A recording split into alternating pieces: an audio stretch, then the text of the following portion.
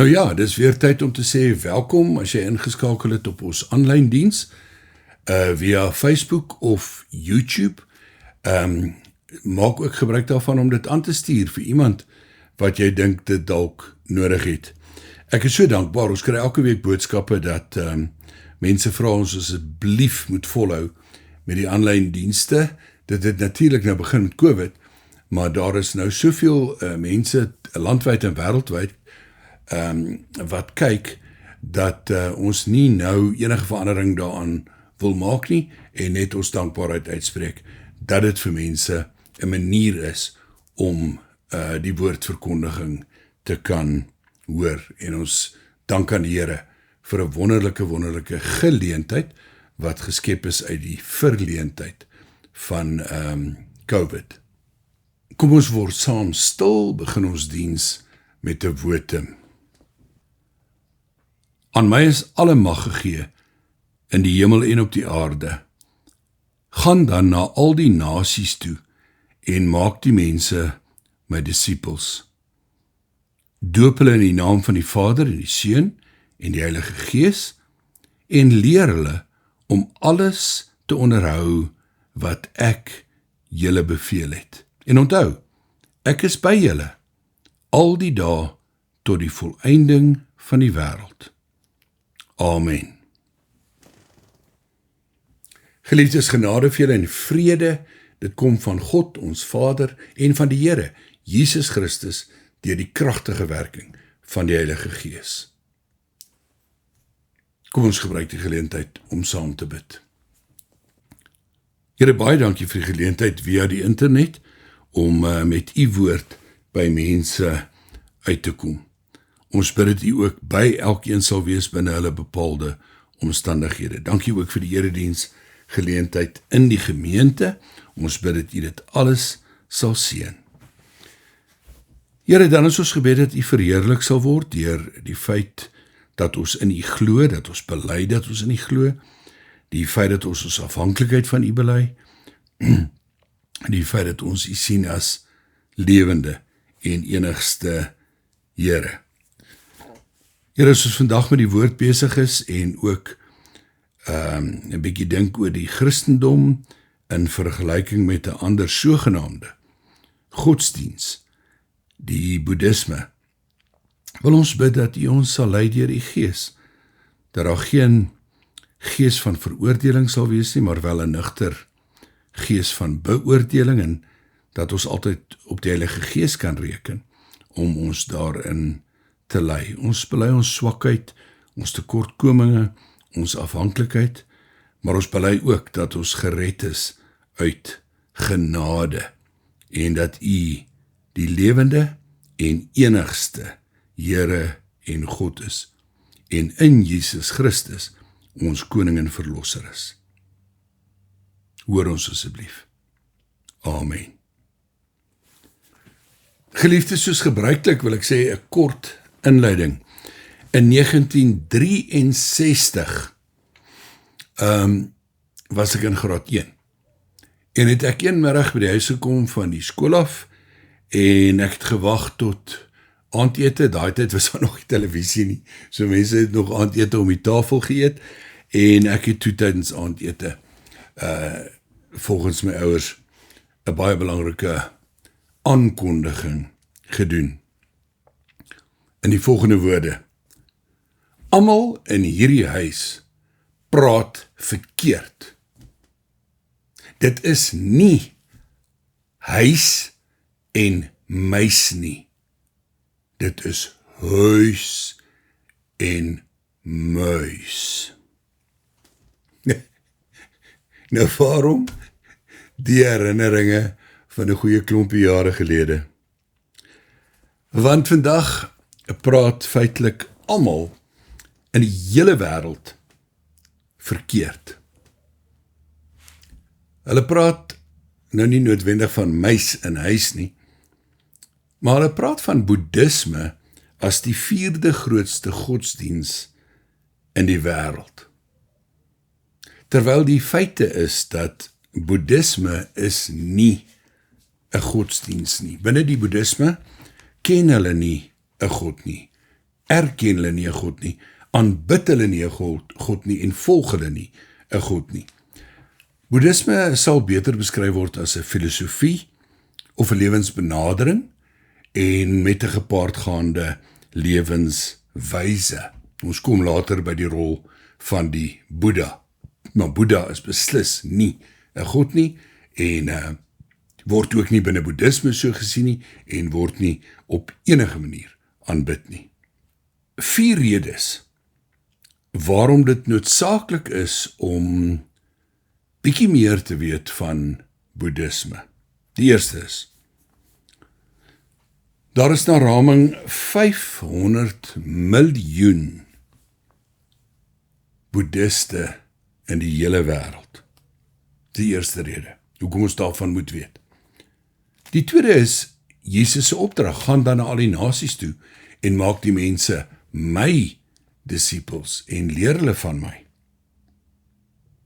Die derde rede, ons as gemeente het 'n uitreikaksie na Kambodja vir 20 plus jaar en daarom moet ons ook weet wat daar aangaan. En dan die vierde,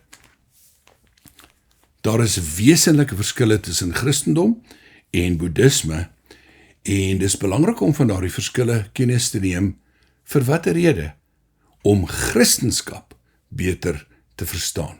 Wanneer ek ooit praat oor 'n ander godsdienst, Boeddhisme, Islam, die Judaïsme, maak nie saak nie, is die hoofdoel altyd om 'n beter begrip te kry van waarom ons Christene is en wat ons Christenskap behels.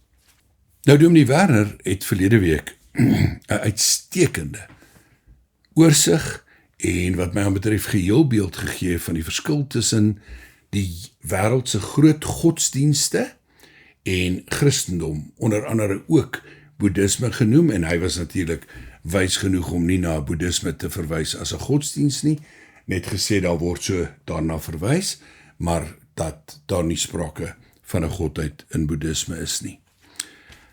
Nou, ek dink kom ons kyk net eers gou baie kortliks na die statistieke van hoe groot is Christendom, hoe groot is Islam, hoe groot is Hindoeïsme en natuurlik dan nou Boeddhisme.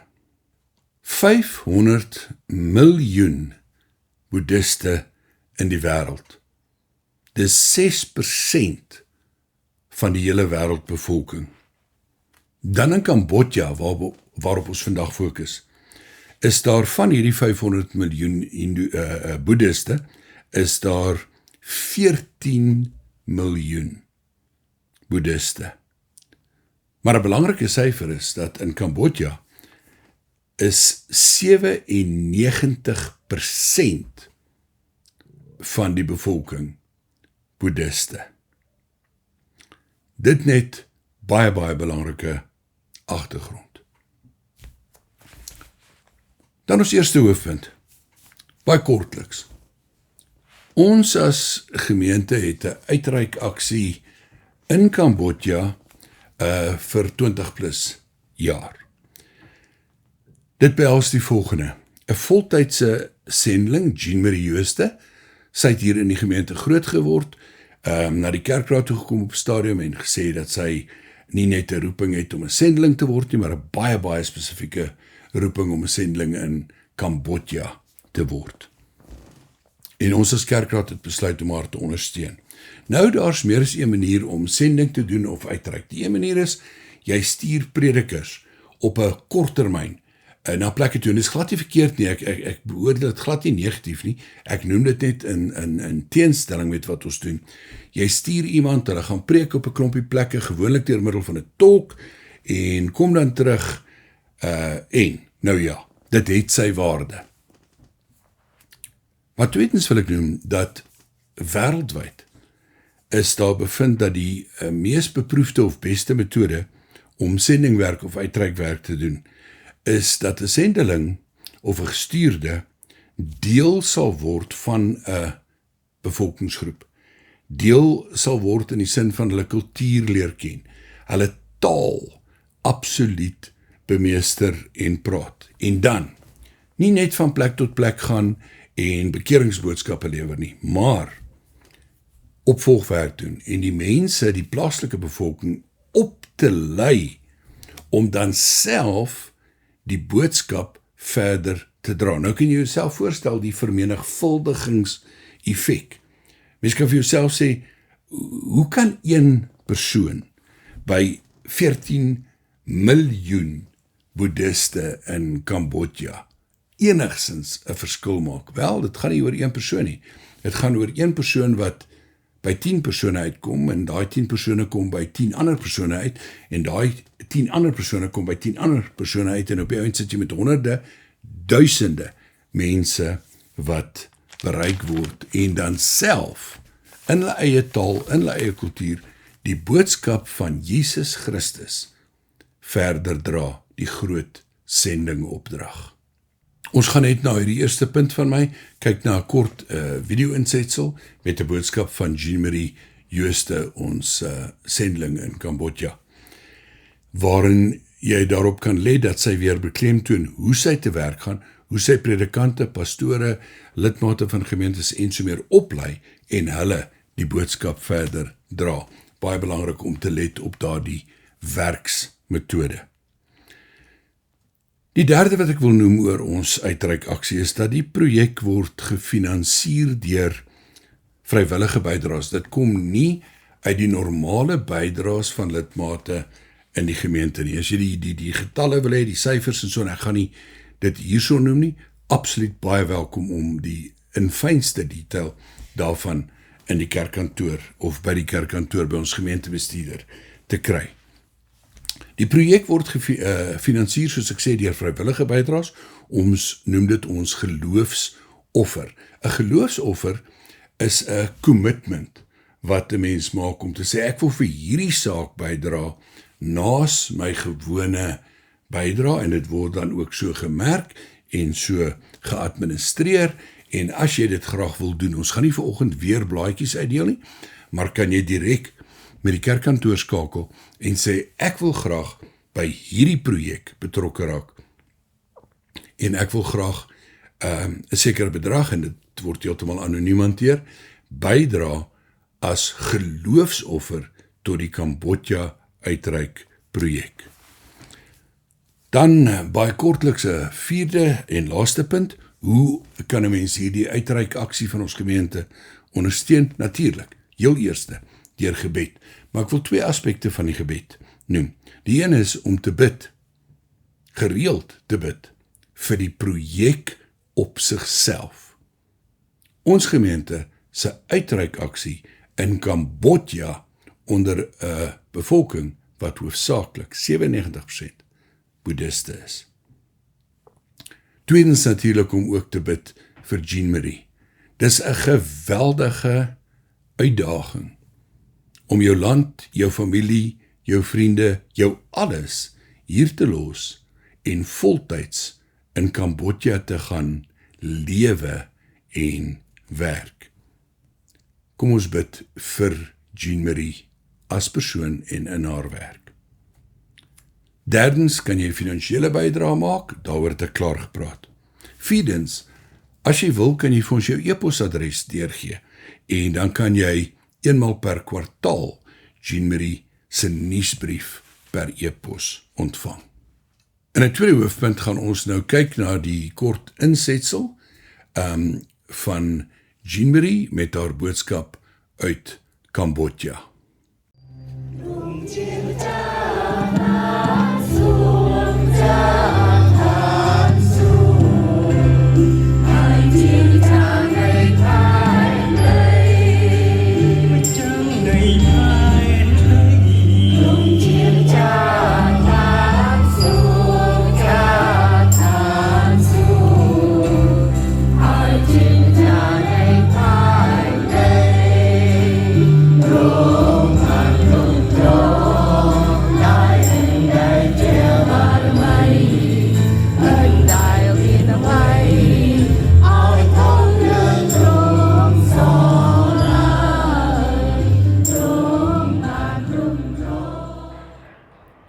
Goeiedag hier uit Phnom Penh in Kambodja aan al my gebedsvriende en ondersteuners in Suid-Afrika. My bediening, die Pray Cambodia seminar, behels om plaaslike gelowiges te mobiliseer en op te lei om met gesag en vanuit 'n sterk verhouding met Christus vir hulle land en die wêreld te bid. Die afgelope jaar het hier 'n oorlog met Thailand in die noordwestelike deel van die land uitgebreek, wat in Desember oor 8 provinsies gestrek het, sodat meer as 0,5 miljoen inwoners van hulle huise moes vlug. Sedert 'n tweede skietstilstand net na Kersfees onderteken is, kan meer as 100,000 vlugtelinge steeds nie na hulle huise terugkeer nie, omdat Thailand streke van die land ingeneem het en daar nog steeds klusterbomme in baie van die areas rond lê, wat kan ontplof as iemand daaraan raak. We recognize that you sent your son and he was displaced from heaven to come to earth. ត្រង់ជ្រាបប្រការទាំងអស់ដែលទុកលំបាកមនុស្សនៅលើពិភពលោកហើយជាពិសេសបងប្អូនយើងខ្ញុំដែលប្រកបតែភាពនៅខាងត្រង់ដែរ Thank you so much. You, Jesus, came and you were displaced and you showed us the way. And so we pray for those that are displaced today. Wat die vyand ten kwade beplan het, word egter deur God ten goeie gebruik. Die Christene in die land skyn tans vir Jesus, verleen hulp aan diegene in nood en deel die evangelie oral waar hulle gaan. Hier word ook meer en meer met erns gebid en na baie jare van praat daaroor, het die plaaslike kerk uiteindelik ook 'n 24-uur gebedsketting in Cambodia. ពីបរិស័ទអ្វីដែលខ្ញុំរៀនបានពីអ្នកគ្រូរយៈពេលខ្លីនេះគឺការដោះលែងអញ្ចឹងបងប្អូនមិនប្រកាសថាយើងជឿនៅជាមួយនឹងដែលផ្សាយនឹងអមមកយើងគាត់បរិសុទ្ធប៉ុណ្ណាព្រះវិហារបរិសុទ្ធប៉ុណ្ណាឬក៏កន្លែងដែលបរិសុទ្ធប៉ុណ្ណានោះទេប៉ុន្តែអ្វីដែលសំខាន់សម្រាប់យើងគឺការសម្អាតខ្លួនឯងជារៀងរាល់ថ្ងៃជាមួយនឹងព្រះវិញ្ញាណបរិសុទ្ធរបស់ព្រះអង្គ Die Here maak tans meer en meer deure vir my oop om predikante en gebedsgroepleiers op te lei om die seminar met hul gemeentelede te deel sodat die werk vermenigvuldig. ព្រះរាជវាំងរបស់ព្រះបិតានៃខ្ញុំមានកន្លែងស្នាក់នៅជាច្រើនមានទីលំនៅជាច្រើន រយៈសិក្ខាសាលានៃការអធិដ្ឋាននេះខ្ញុំរៀនបានអ្វីដែលថ្មីគឺចេញពីសាច់រឿងរបស់ព្រះបាទយូសាផាតដែលគាត់នៅតែទុកចិត្តព្រះជាម្ចាស់គងទី1គឺយើងមានការជួបជុំគ្នាដើម្បីអធិដ្ឋានហើយយើងស្ដាប់ហើយគឺយើងនៅឲ្យស្ងៀមហើយបន្ទាប់មកទៀតយើងសរសើរដំកើងទៅដល់ព្រះអង្គពួកគាត់បានបញ្ជូនអ្នកថ្វាយបង្គំទៅដើម្បីសរសើរដំកើងព្រះអង្គជាអ្វីមួយដែលលើកទឹកចិត្តហើយជំរុញទឹកចិត្តខ្ញុំ 'n Nuwe verwikkeling is dat hierdie fasiliteerders wat reeds die opleiding voltooi het, my nou ook help wanneer ek die seminar vir nuwe groepe aanbied. ថាតើយើងអធិដ្ឋានដូចជាអ្នកសុំទានឬក៏យើងអធិដ្ឋានដូចជាបុត្ររបស់ព្រះអង្គយើងមិនគួរភ័យខ្លាចទេប៉ុន្តែយើងគួរកោតខ្លាចចំពោះព្រះជាម្ចាស់ហើយយើងត្រូវអធិដ្ឋានដូចជាបុត្ររបស់ព្រះជាម្ចាស់ហើយខ្ញុំកាន់តែស្គាល់ច្បាស់ពីពាក្យរបស់ព្រះអង្គហើយទៀតថាយើងជាកូនរបស់ព្រះអង្គយើងចូលទៅរកព្រះអង្គនៅការចោះចូលរួមជាមួយព្រះអង្គហើយយើងមានសិទ្ធិអំណាចរួមជាមួយព្រះអង្គខ្ញុំបានអនុវត្តផ្ទាល់ទាំងទ្រឹស្ដីខ្ញុំបានយល់ពីទ្រឹស្ដីហើយខ្ញុំអនុវត្តផ្ទាល់ទៀតដូចយើងអ្វីដែលថ្មីទី1សម្រាប់ខ្ញុំគឺយើងបានដើរដោយអធិដ្ឋានសម្រាប់ទីតាំងដែលយើងនៅក្បែរនេះហើយសង្ឃឹមថាបងប្អូនទាំងអស់គ្នានឹងអាចចូលរួមនិងរៀនសូត្រតាមអ្នកគ្រូដែរដើម្បីយើងយកទៅអនុវត្តសម្រាប់ជីវិតយើងប្រចាំថ្ងៃ Intussen staan ek steeds plaaslike kerkplanters by die raad, bemoediging en gereelde preekgeleenthede in plaaslike kerke.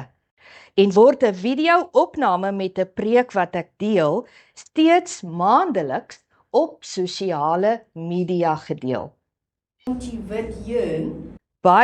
Baie dankie aan elkeen van julle vir jul gebede, bemoediging en finansiële ondersteuning. My gebed vir julle is dat God julle elke dag sal seën met sy voorsiening in al julle behoeftes. Maar bo en behalwe dit, ook met 'n bewustheid van sy liefde en teenwoordigheid. ឡើយអ្វីដែលខ្ញុំចាំបំផុតមួយទៀតជារូបភាពដែលខ្ញុំមិនអាចភ្លេចបានគឺពេញមាសនៃការអធិដ្ឋានដែលព្រះអង្គសន្សំទុកគ្រប់ទាំងពាក្យអធិដ្ឋានរបស់យើងហើយព្រះអង្គនឹងដុតជាមួយនឹងភ្លើងឫទ្ធានុភាពព្រះអង្គខ្លាចជាគ្រឿងក្រអូបដែលចាក់បង្ហូរមកកាន់ផ្ទៃពេលនោះហើយដែលសេចក្តីអធិដ្ឋានរបស់លោកអ្នកនិងខ្ញុំទទួលបានការឆ្លើយតប ជីវិតខ្ញុំមានដំណើរព្រោះតែទ្រង់នៅ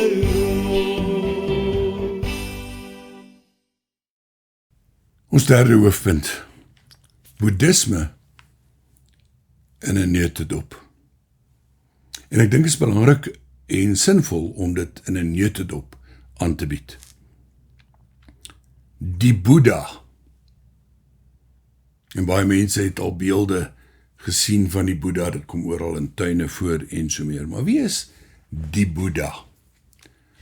Die Boeddha se regte naam is Siddhartha Gautama. Hy is gebore op die grens tussen Nepal en Indië, maar aan die kant van Indië. In watter jaar? 560, ongeveer, 560 voor Christus. Belangrik om te weet van Siddhartha Gautama is dat hy gebore is as 'n prins. En dat sy ouers besluit het, omdat hulle groot verwagtinge van hom gehad het, om hom te oorbeskerm. En vir byna 29 jaar is hy eintlik beperk tot binne die mure van die paleis van sy ouers. Volgens oorlewering het Siddhartha Gautama voor sy 29ste jaar so van tyd tot tyd begin uitglip buite die mure van die paleis en die bietjie die lewe daar buite ervaar.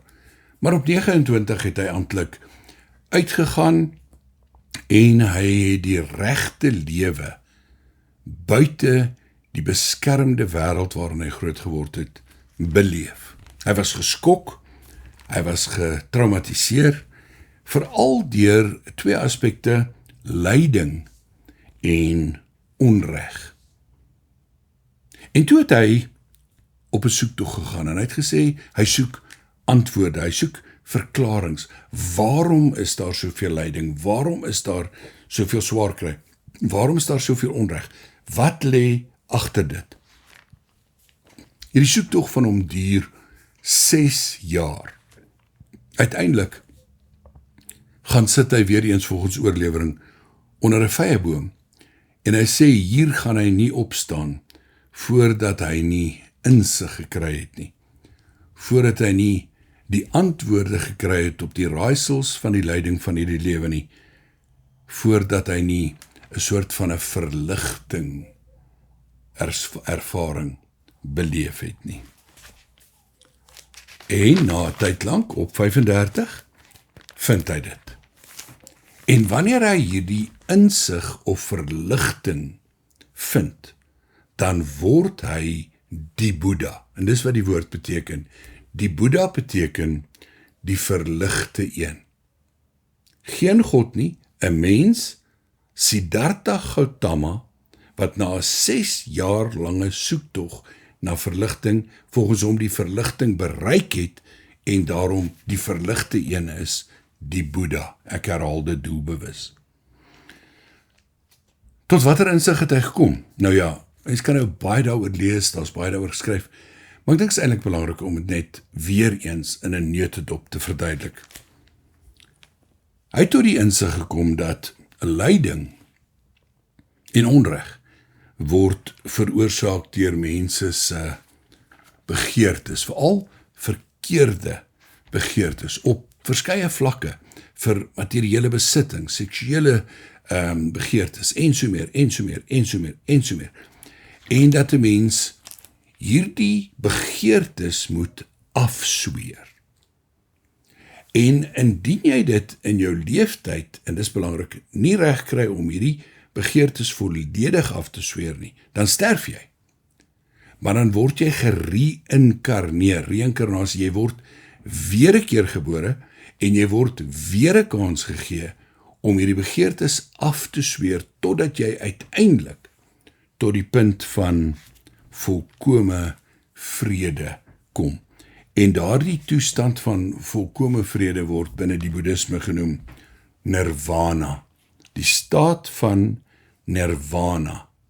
Dit wat Siddhartha Gautama bereik het, nirvana, en toe begin hy mense leer van hierdie insig, hierdie verligting wat hy bereik en beleef het. En so begin hy met sy filosofie mense leer en volgelinge trek en hy leer hulle waaroor dit gaan en hoe om hierdie begeertes af te sweer, onder andere deur meditasie en so meer, maar ook deur 'n baie eenvoudige leefstyl om tevrede te wees met absoluut die minimum in die lewe. En dan natuurlik baie belangrike en pragtige en positiewe beginsels, soos om niemand dood te maak nie kwaad te doen en so meer. En hier moet ek dadelik sê, die beginsels en die waardes van die boeddhisme is goeie dinge. Dit is goeie mense wat 'n goeie lewe nastreef, niks en niemand enige kwaad wil aandoen nie. Maar onthou, en dis belangrik, die hoofdoel van hierdie afsweer van die begeertes is om jouself te verlos. Om self by 'n punt te kom van volkome vrede, of dan korrek geformuleer, om self by die punt te kom van nirvana, waar ek vry is. En die implikasies daarvan om die punt van nirvana te bereik, is om dan nie weer gebore te word nie. Ek herhaal, binne die boeddhisme is daar geen God nie. So, dit word beskryf verkeerdelik as 'n selfverlossingsgodsdiens, dis 'n selfverlossingsfilosofie of 'n selfverlossingslewensstyl. Jy moet jouself verlos. Jy moet groei tot die punt van volkome vrede. Ons vierde hoofpunt. Wat is die wesenlike en daarom uiters belangrike verskille tussen boeddhisme en die Christendom? Wanneer ek hierdie verskille bespreek en hanteer, dan herinner ek u net daaraan dat dit gedoen word vanuit 'n gesindheid van nie veroordeling nie. Ons weet ons nou baie duidelik dat dit nie ons rol is om mense te veroordeel nie, maar dat dit tog ons uitdaging is om altyd 'n nugter beoordeling te maak van watter kerk of watter geloof of watter godsdiens ook al. Daartoe is ons geroep. 'n Nugter beoordeling is nie 'n veroordeling nie. Die eerste en heel belangrikste punt ten opsigte van die verskille tussen boeddhisme en Christendom. Ons glo in God. Nie net in 'n God nie, ons glo in God. En dit het bepaalde implikasies. En daardie implikasies is belangrik om te verdiskonteer of in ag te neem, want daardie implikasies wys op die radikale verskil tussen Christendom en boeddhisme. Die radikale verskil tussen 'n boeddhis en 'n Christen. As ek sê ons glo in God, nie 'n God nie, maar die God, dan wil ek begin met 'n kort beskrywing van wie die God is in wie ons glo. Ag nou, eintlik weet jy dit, maar dit is baie belangrik wanneer ons hierdie vergelyking maak, om net weer absolute duidelikheid te kry oor 'n paar aspekte van wie is die God in wie ons glo. Die God in wie ons glo is die skepper van die heelal. Ek hou daarvan om te sê, nie die skepper van die hemel en die aarde nie, maar die skepper van die heelal, die skepper van die sienlike en onsienlike dinge, die skepper van dit wat reeds tot op hierdie stadium ontdek is, maar ook die skepper van dit wat tot nou toe nog nie ontdek is nie. Hierdie skeppergod is 'n genadige God, wat besluit het om die mens wat hy geskape het, nie prys te gee nie. Selfs al het ons as mense teen hom gekies en doen ons dit nog steeds deur enige en elke vorm van sonde of ongehoorsaamheid. Die genadige God wat besluit het om ons nie prys te gee nie. Hierdie God word beskryf as 'n drie-enige God, 'n Vader, 'n Seun en 'n Heilige Gees. Nou natuurlik kan ons die drie-eenheid verduidelik nie. Ons kan dit nie verklaar nie. Ons kan dit maar net bely omdat dit in die Bybel so geleer word. So ons bely net ons glo in God as die Vader, die Seun en die Heilige Gees. Nou, ons fokus op die Vader, sy genade en sy skepping. Dan Jesus Christus, ten beste beskryf as die Seun van God, self God en die enigste verlosser. Dan God die Heilige Gees.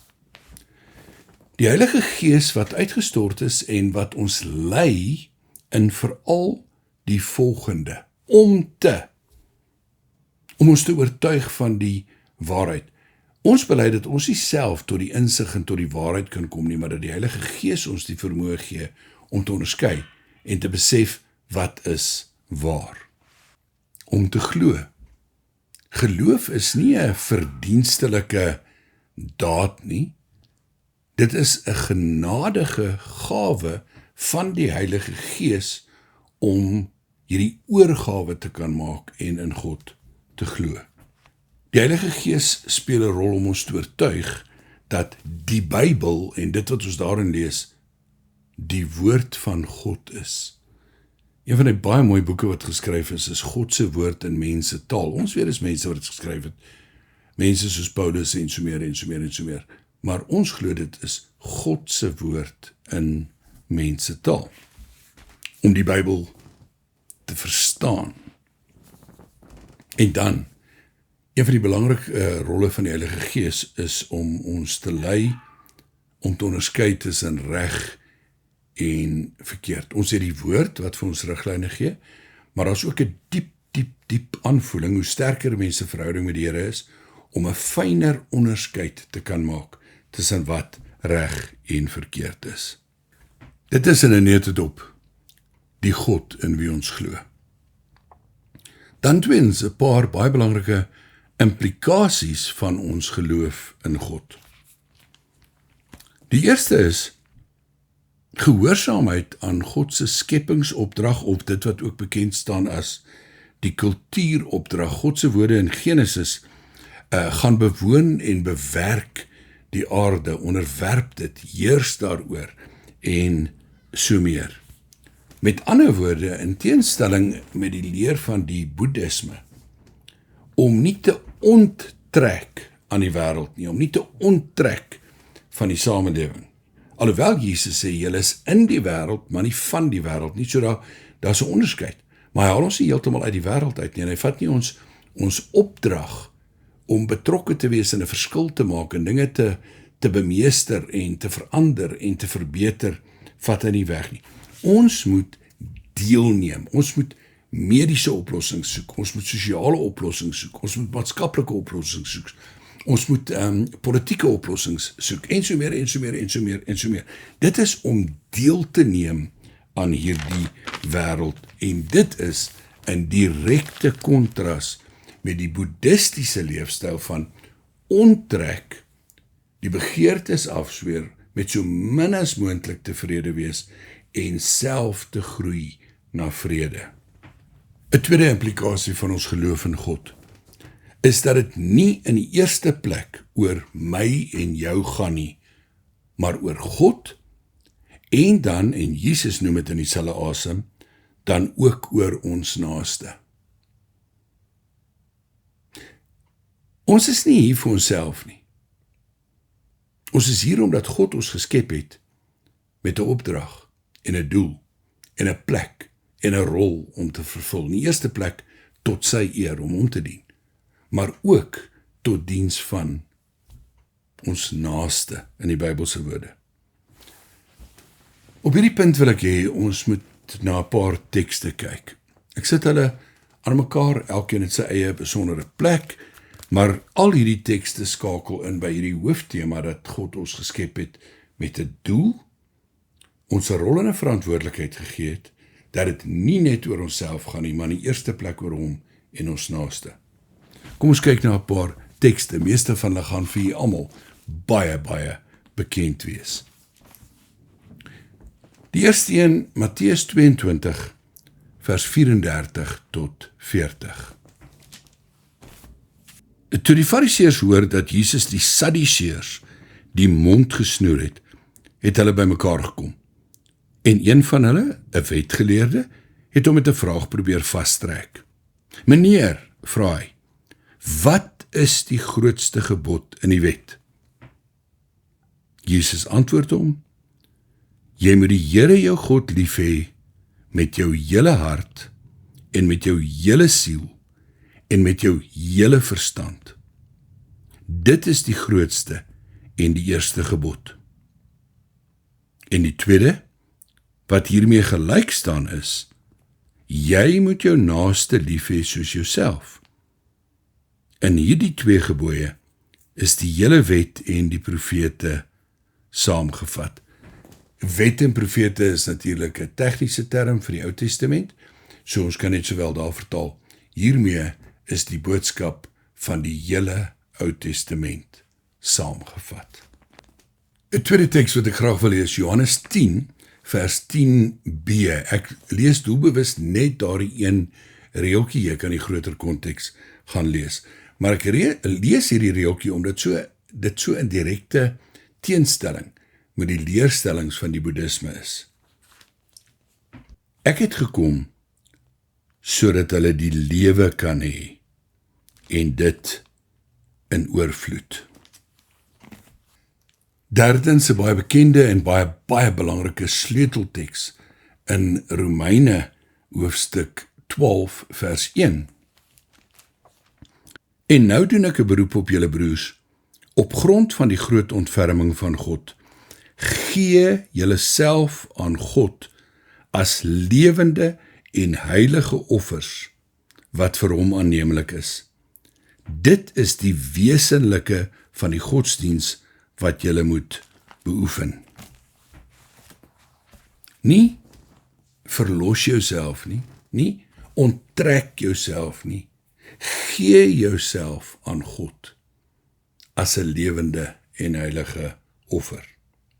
Ons vierde teks in direkte teenstelling met die boeddhistiese ideaal van dat dit oor jouself gaan en oor jou eie verlossing en jou eie bevryding, wil ek lees uit Filippense 2.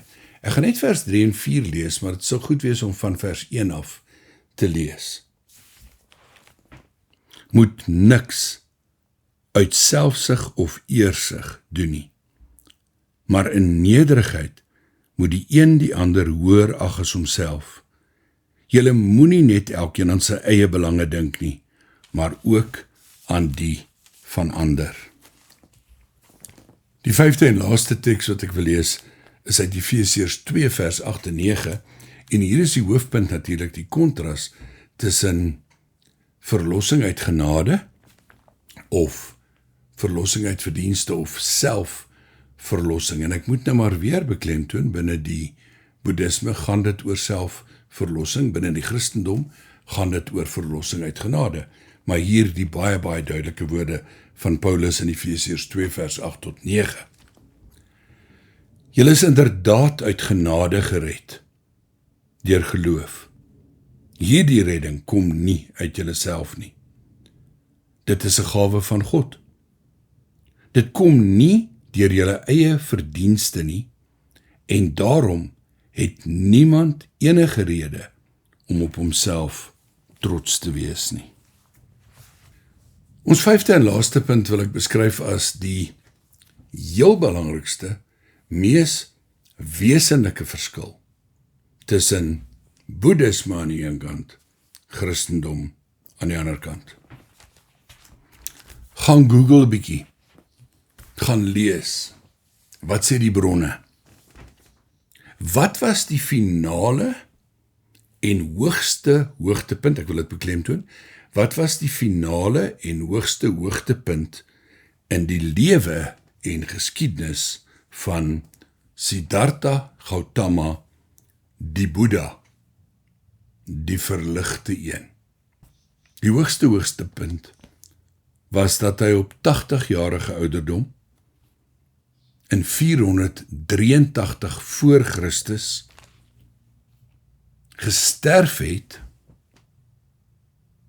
en omdat hy tydens sy sterfte volkome nirvana, vrede bereik het, nie weergebore is nie, maar dood kon bly. Dit was die hoogste punt in die lewe en geskiedenis van die Boeddha. Wat is die belangrikste moment in die lewe en geskiedenis van Jesus Christus? Dat hy aan die kruis gesterf het op 'n Vrydag en dat hy nie dood gebly het nie, maar dat hy, en dit het op die Sondag bekend geword, deur 'n magsdaad van die Vader opgewek is uit die dood en lewe. Dat hy opgevaar het na die hemel, dat hy sit aan die regterhand van God en pleit vir ons.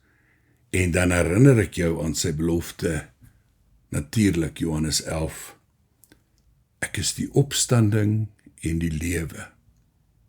Wie in my glo, sal lewe, ook al sterwe hy. Amen.